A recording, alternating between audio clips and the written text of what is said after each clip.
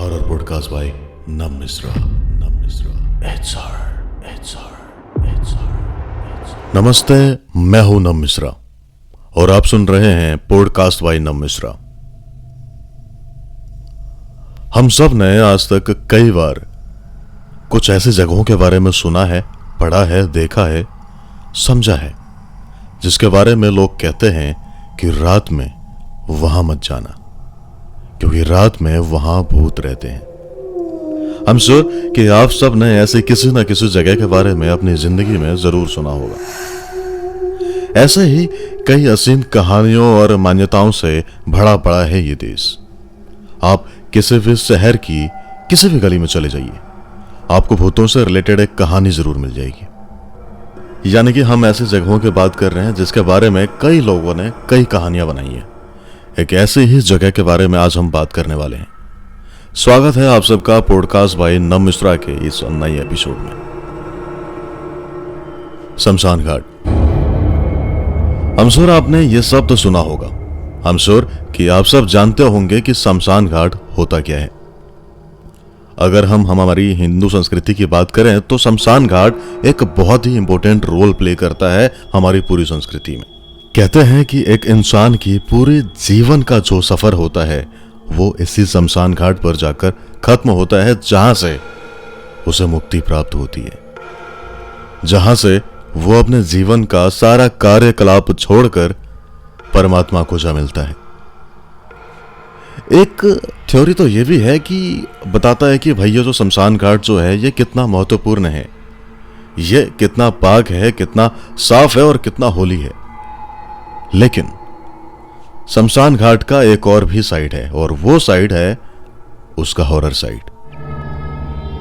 आप सब ने यानी हम सब ने अक्सर कई कहानियां सुनी होंगी कब्रिस्तान के बारे में, शमशान घाट के बारे में।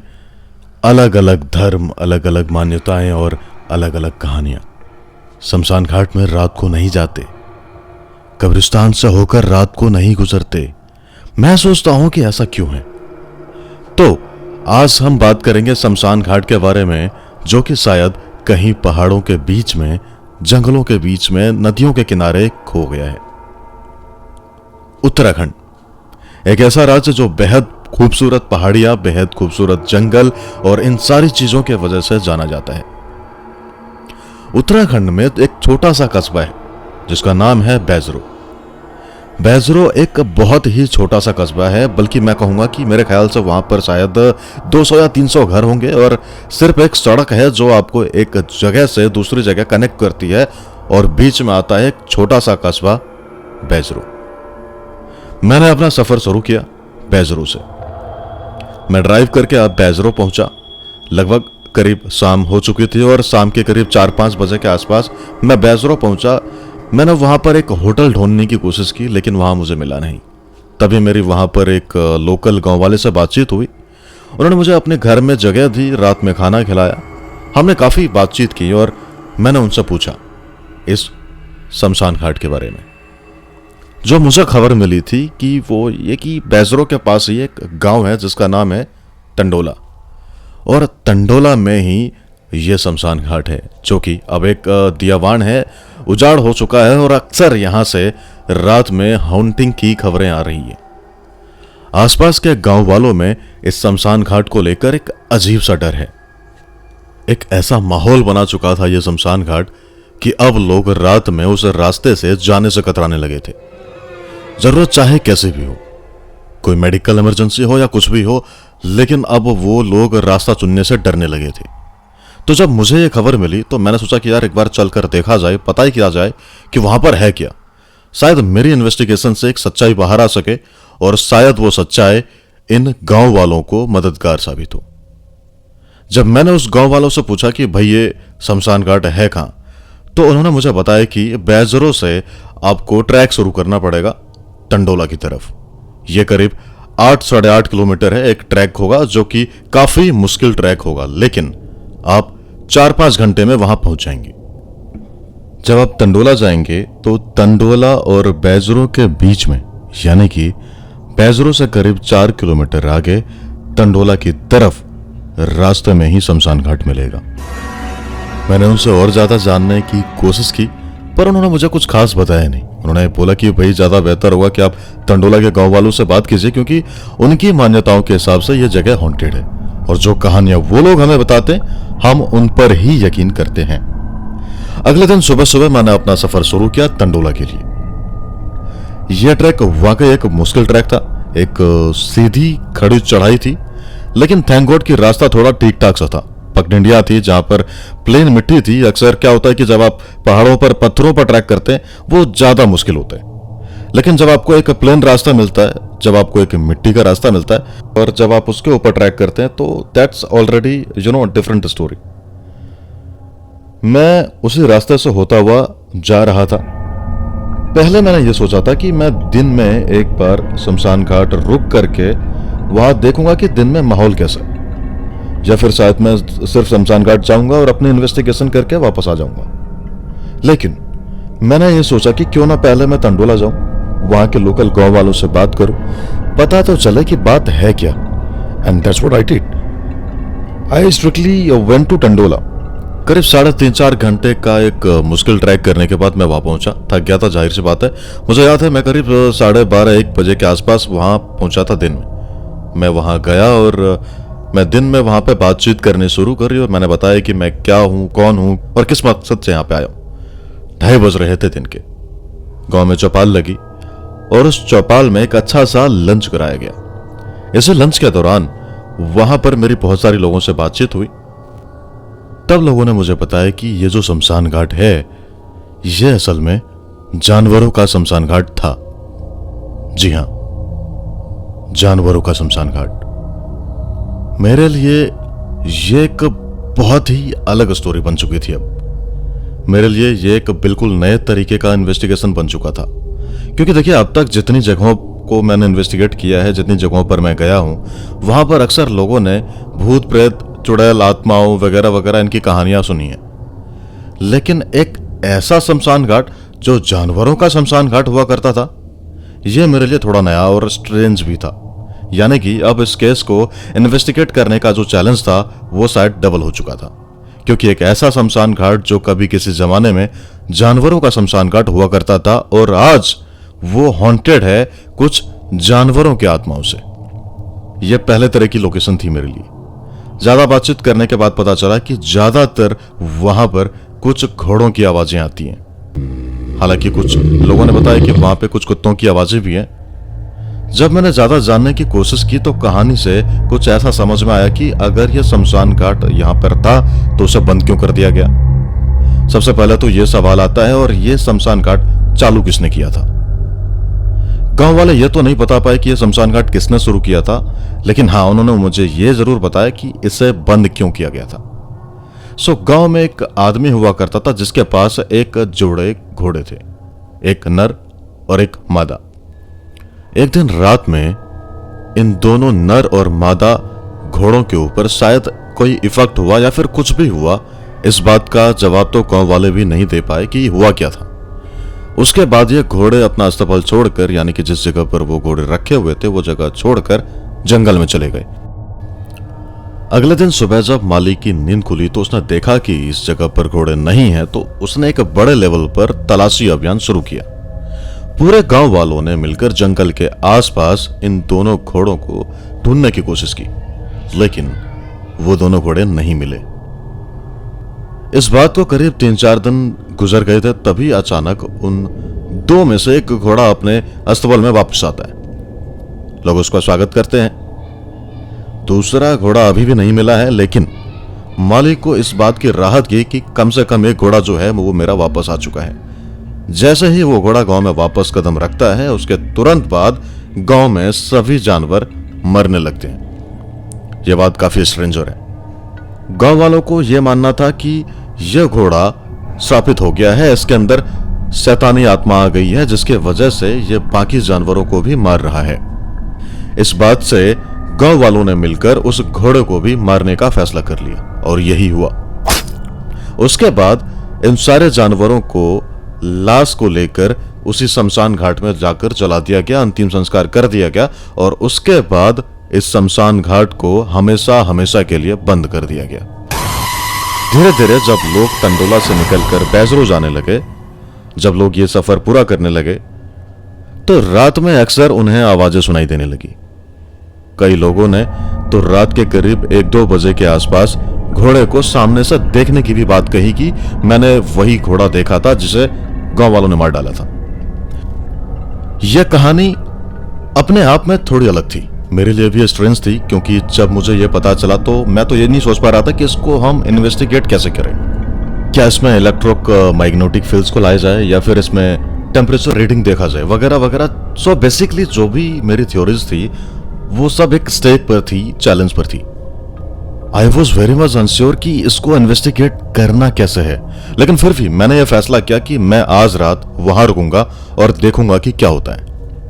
इस पूरी कहानी के साथ मेरा लंच खत्म हुआ और करीब 3:15 या 3:30 बज रहे थे जब मैंने गांव वालों से विदा ली और वापस अपना सफर शुरू किया उस शमशान घाट की तरफ।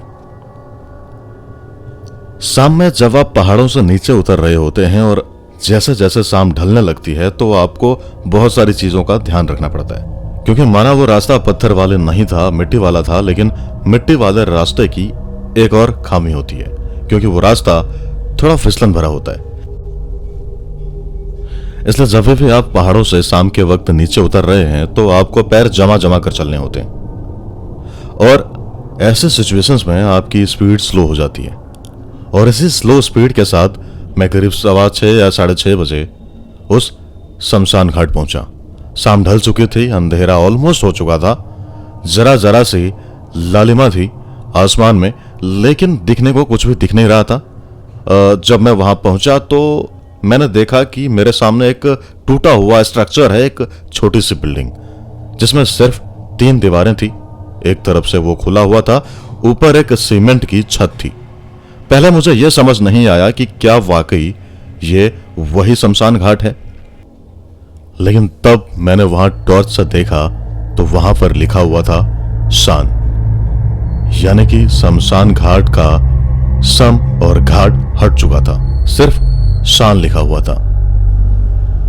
यह पूरी इमारत अब कुछ इस तरीके की हालात में थी जैसे मानो कि बस गिरने वाली हो। इसके ठीक नीचे एक पहाड़ी नदी बह रही थी। इस शमशान घाट से पहाड़ी नदी तक का जो रास्ता था नीचे उतरने का, यह करीब 30 मीटर का था। जब मैंने मेन रास्ता छोड़कर शमशान घाट की उस इमारत के पास पहुंचा और वहां से मैंने धीरे धीरे अपना सफर शुरू किया उस नदी के लिए, तो रास्ते में ही बहुत सारी घनी झाड़ियां, पेड़, ये सब कुछ था। मैं बार बार उनके ऊपर पैर रखकर जा रहा था। कुछ आवाजें भी ऐसी आ रही थी जिसके बारे में मैं शायद I was very much unsure. नहीं, ये हॉन्टिंग से रिलेटेड तो आवाजें नहीं थी। ये बस ऐसा होता है कि जब आप ऐसी झाड़ियों में अपना पैर रख करके उनको पार करके निकलते हैं तो कुछ आवाजें आती हैं। इन्हीं आवाजों में कई बार आप अगर ध्यान देंगे तो कुछ आवाजें ऐसे भी होती हैं जो आपको समझ में नहीं आएंगी कि वो किस चीज की आवाज है। झाड़ी, पत्ते, पेड़, जूता उनके ऊपर रखना, ये एक आवाज अलग होती है, ये आपको सुनाई देती है क्लियरली आपके कानों तक। लेकिन इन सब के बीच में एक ऐसी हल्की सी दबी हुई आवाज भी होती है जो शायद कई बार आपको समझ में नहीं आती कि ये है किस चीज की। कई बार ये आवाज जो है ये आपके दिमाग में एक इल्यूजन पैदा करती है, और ये इल्यूजन वो होता है जैसा आपको लगता है कि मानो आपके ठीक पीछे पीछे कोई आ रहा है। आई एम श्योर आपके सबके साथ ऐसा हुआ होगा। कई बार अब आप झाड़ियों में अकेले पार कर रहे थे तब आप अक्सर पीछे मुड़कर देखते होंगे। ऐसा होता है। ये वही आवाजें थी जो मेरे कानों तक आ रही थी, और यह इल्यूजन मेरे साथ भी हुआ। मैंने भी इस 30 मीटर के सफर में लगभग 3-4 बार पीछे पलट कर देखा कि कोई पीछे तो नहीं है। यह पार करता हुआ मैं नदी के पास पहुंचा। नदी की जो धारा थी वो एक नॉर्मल स्पीड में थी जैसी पहाड़ी नदी होती है। उस पहाड़ी नदी में बहुत सारे पत्थर थे, बड़े बड़े पत्थर थे, और पानी जो था उन पत्थरों के ऊपर गिरता हुआ नीचे की ओर जा रहा था। यानी उस जगह पर इस नदी की आवाज जो थी वो बहुत तेज थी। अगर आप ऊपर के रास्ते से वहां गुजर रहे हैं तो इस पूरे नदी की आवाज साफ साफ आपके कानों तक जाएंगी। और जैसे जैसे रात ढल रही थी वैसे वैसे यह आवाज बढ़ती जा रही थी, क्योंकि रात में पानी का जो बहाव होता है वो थोड़ा तेज हो जाता है, साथ ही साथ आवाज भी तेज हो जाती है क्योंकि आसपास शांति हो जाती है, सन्नाटा हो जाता है। तो इस वजह से वो आपको आवाज कानों तक ज्यादा पहुंचती है। खैर, करीब 1 घंटे तक मैंने उस जगह का पूरी तरह मुआयना किया। मैंने देखा कि आसपास क्या क्या है, क्योंकि जब भी आप पैरानॉर्मल इन्वेस्टिगेशन के लिए किसी ऐसी जगह पर जाते हैं तो यह समझना जरूरी है कि वहां आसपास क्या है, कैसी बिल्डिंग है, कैसे लोग हैं, कैसे पेड़ पौधे हैं, कैसे जमीन है, कैसा पानी है, आवाजें कहां कहां से आ सकती हैं, वगैरह वगैरह। आपको उस एटमॉस्फेयर से फ्रेंडली होना बहुत जरूरी है, क्योंकि रात में जब आप इन्वेस्टिगेट कर रहे होते हैं तो आपको एग्जैक्टली पता होना चाहिए कि आपके कानों तक पहुंचने वाली हर एक आवाज किस चीज की आ रही है। रात के करीब 9 साढ़े 9 हो चुके थे। I was completely fully prepared for my investigation. सारे टूल्स मैंने चेक कर लिए थे। आई वॉज कैरिंग एक इलेक्ट्रिक मैग्नेटिक फील्ड मीटर, एक थर्मोमीटर जो टेम्परेचर को जांचने का काम आता है। मैं कुछ नाइट विजन कैमरा भी अपने साथ कैरी कर रहा था और कुछ basic tools. But yes, I was ready for the investigation. रात के करीब 9:30 पौने 10 बजे के आसपास उस शमशान घाट के जो छोटा स्ट्रक्चर था उसके अंदर गया। मैंने वहां अपना बैग रखा। मैंने अपने लिए कुछ चिप्स के पैकेट निकाले, उसको खोला और स्टार्टेड जस्ट ईटिंग इट। तभी अचानक से वहां पर हल्की हल्की बारिश शुरू हो गई। धीरे धीरे वो बारिश बढ़ती गई और मैं वहां बैठा ये प्रे कर रहा था कि यह बारिश कब रुकेगी, क्योंकि मुझे वहां पर कुछ चीजों का डर था। एक, जैसे जैसे बारिश तेज होती जाएगी मेरे भीगने के चांसेस बढ़ जाएंगे, और मेरे पास कुछ था नहीं, मैं कुछ कैरी नहीं कर रहा था अपने साथ। रेनकोट, कोई छाता वगैरह मैं कैरी नहीं कर रहा था। मैंने एक्सपेक्ट ही नहीं कर रहा था कि वहां पे बारिश होगी। तो दो बातें, एक तो मुझे भीगने का डर लग रहा था और दूसरा ये जो स्ट्रक्चर था शमशान घाट का, ये इतना कमजोर हो चुका था कि मुझे इस बात का डर था कि कहीं ये मेरे ऊपर ही ना गिर जाए। बार बार मन कर रहा था कि मैं बाहर निकल जाऊं, भीग जाऊंगा ज्यादा बेटर है, लेकिन कम से कम यहां से बच तो जाऊंगा। बट आई टूक अ चांस, लाइक चलो देखते हैं कितनी बार बारिशें झेली होंगी, शायद एक रात और झेली। ये सब कुछ मेरे दिमाग में चल ही रहा था कि 10:30 बजे के आसपास बारिश बंद हो गई। और आप यकीन नहीं करेंगे, बिल्कुल अचानक से एकदम बंद होता है ना कि जब बारिश बंद होती है तो वो धीरे धीरे बंद होती है। धीरे धीरे उसका जो फ्रीक्वेंसी है पानी की वो धीरे धीरे कम होती है और बूंदें पतली होती जाती हैं और फिर छोटी होती है और फिर वो छोटी होती है और फिर गायब हो जाती है। लेकिन यहां स्ट्रेंज हुआ, यहां पे अचानक एक बारिश बहुत तेज हो रही थी, वो बंद हो गई, जस्ट वैनिस्ड। जो भी सामान मैंने अपने बैग से बाहर निकाला, मैंने सारा सामान बैग के अंदर डाला, बैग की चेन लगाई और मैं वहां से बाहर निकल गया। जाहिर सी बात है, एक हाथ में टॉर्च थी, एक हाथ में इक्विपमेंट थी, कुछ इक्विपमेंट मेरे पॉकेट में थी एंड आई वाज लेस। और मैंने उस जगह पर एक टूर शुरू किया। जमीन पूरी गीली हो चुकी थी, जगह जगह पर पानी जम चुका था। उस गीली जमीन के ऊपर मैं धीरे धीरे चलकर, अपने पैर जमा जमा कर चलकर आसपास देखने की कोशिश कर रहा था। करीब 1-1.25 घंटे तक मैंने उस जगह का मुआयना किया। जो नदी मेरे ठीक नीचे बह रही थी उसकी आवाज बहुत ज्यादा तेज हो चुकी थी। मैं क्लियरली सुन पा रहा था कि बारिश की वजह से जो पानी तेज हुआ है उसका फ्लो कितना ज्यादा हो चुका है, और वो पानी अपनी पूरी ताकत के साथ उस पत्थर से टकराता था तो उसकी आवाज बहुत तेज होती थी। दूसरी तरफ से नदी के ठीक उस पार एक गहरा जंगल था, एक घना जंगल था। उस जंगल से कुछ हाथियों की आवाजें मेरे कानों तक पहुंच रही थी। अब जब ये होना शुरू हुआ तो मुझे लगा कि कहीं ये हाथी मेरी साइड में तो नहीं है। अगर ये है तो ये बड़ा मुश्किल होगा और मुझे नहीं पता इसका स्केप कैसे करें। जमीन पूरी गीली हो चुकी थी, ऐसा सिचुएशन में दौड़ भी नहीं सकते थे, क्योंकि आपकी छोटी सी गलती, आप एक बार भी कहीं से भी फिसल गए तो आप शायद सीधा हजारों फीट नीचे जाएंगे और किसी को पता भी नहीं चलेगा। यह सोचकर थोड़ा समय और गुजारा और एकदम से सब कुछ शांत हो गया। जी हां, आप यकीन नहीं करेंगे, एकदम से सब कुछ शांत हो गया। नदी की आवाज आनी बंद हो गई, हाथियों की आवाज आनी बंद हो गई, आसपास मेरे कोई आवाज नहीं हो रही थी। यह सब कुछ अचानक से हुआ। यह थोड़ा सा स्ट्रेंज था।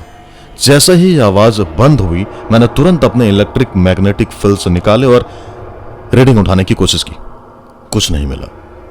टेम्परेचर रेडियंस लेने की कोशिश की, there was nothing. I installed few night vision camera to different places. भाग के उन कैमरा के पास गया, उनको खोला, उनके फोटो चेक की, there was nothing, absolutely nothing. पर इस पूरे शांति के दौरान यह शांति अब सन्नाटा बन चुकी थी।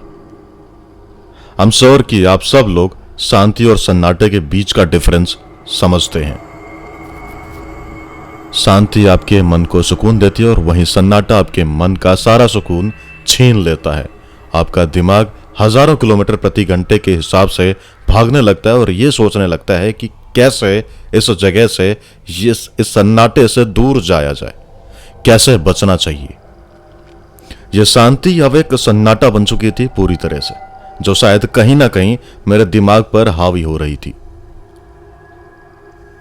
मैं अब शायद दो स्टेज ऑफ माइंड में आ चुका था। एक तो मैं पूरी रात यहां पर रुकूं, जो मैं करना चाहता था। दूसरा, मुझे यहां से निकल जाना चाहिए। इस पूरे पशुपेश में, इस कंफ्यूजन के दौरान अचानक से मुझ तक आती हैं कुछ आवाजें।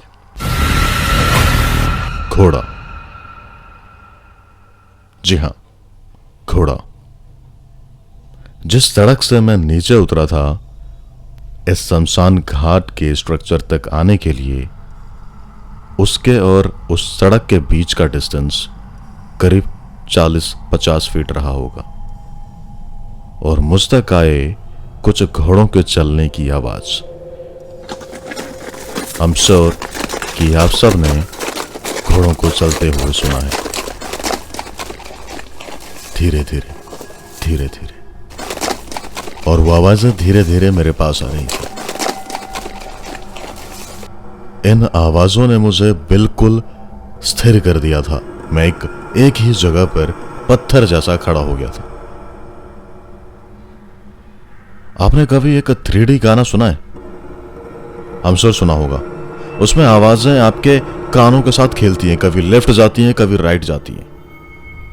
यहां एग्जैक्टली वही हो रहा था। फर्क इतना था कि यह सब कुछ इन घोड़ों की आवाजों के साथ हो रहा था। कभी मुझे लगता था कि ये एक घोड़े की आवाज लेफ्ट में चल रहा है और कभी मुझे लगता था कि घोड़ा राइट में चल रहा है। और तब आती है घोड़ों की हिनहनाने की आवाज, उस घोड़े की बोलने की आवाज, एक जोर की आवाज आती है। और पता नहीं कैसे इस आवाज के साथ मैं एक्शन में आ जाता हूं। एकदम से मेरा ध्यान टूटा और मुझे लगता है कि यह आवाज जो है ठीक मेरे लेफ्ट ऊपर से आ रही है, यानी कि उस रास्ते से आ रही है। मैं तुरंत उस रास्ते की तरफ दौड़ता हूं। यह सब कुछ सोचता हुआ मैं दौड़ता जा रहा था और मेरे दिमाग में एक बात चल रही थी मन ही मन कि हे भगवान, यह घोड़ा होना चाहिए, यह असली घोड़ा होना चाहिए। यह सब कुछ बस मैं सोचता सोचता और दौड़ता हुआ उस रास्ते तक पहुंचता हूं। 10-20 मीटर दौड़कर आगे जाने की कोशिश की, पीछे जाने की कोशिश की, लेकिन वहां पर कोई घोड़ा नहीं था। घोड़ा तो छोड़िए, वहां कोई जानवर नहीं था। पर अब यह आवाज भी बंद हो चुकी थी। हाँ, शायद आप ये कह सकते हैं कि जब तक मैं वहां पहुंचा तब तक वो घोड़ा वहां से जा चुका था।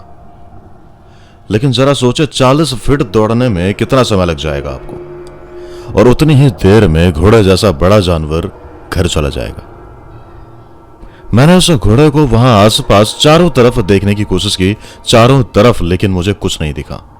मैं भागकर वापस शमशान घाट की तरफ गया। मैं अंदर गया, मैं अपना बैग निकालकर उसमें से कुछ और टॉर्चेस निकालने जा रहा था, लेकिन तभी सब कुछ दोबारा शुरू हो गया। सारी आवाजें वापस आने लगी। ऐसा लगा मानो जैसे किसी ने उस नदी, उस हाथी, उन हवा, उस जंगल को पॉज कर दिया था। नदी वापस बहनी शुरू हो गई।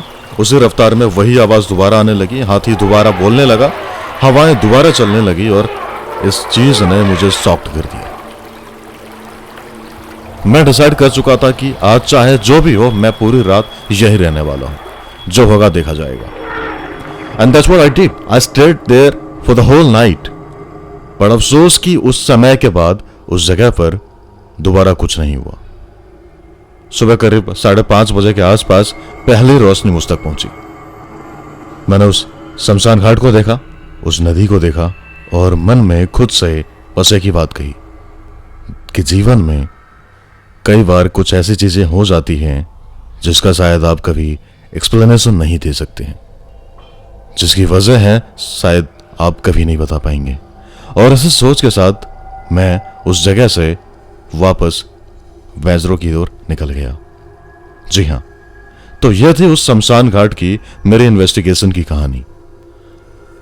सो उसी के साथ this is now Mishra signing out from the lost cremation of the ground. उम्मीद करता हूं कि आपको यह एपिसोड पसंद आया होगा। हमारे आने वाले एपिसोड्स की जानकारी सबसे पहले पाने के लिए इस पॉडकास्ट पर बने रहें, बेल आइकन को प्रेस करें और चैनल को सब्सक्राइब करना ना भूलें। अगर आपके पास कोई कहानी है और अगर आप मेरी आवाज़ में सुनना चाहते हैं तो प्लीज़ मुझे आप जीमेल कर सकते हैं। जो मेरा जीमेल आईडी है वो है navmishra1995@gmail.com NAVMISHRA1995@gmail.com। सो मिलते हैं आपसे अगली वीडियो में, तब तक के लिए बाय बाय।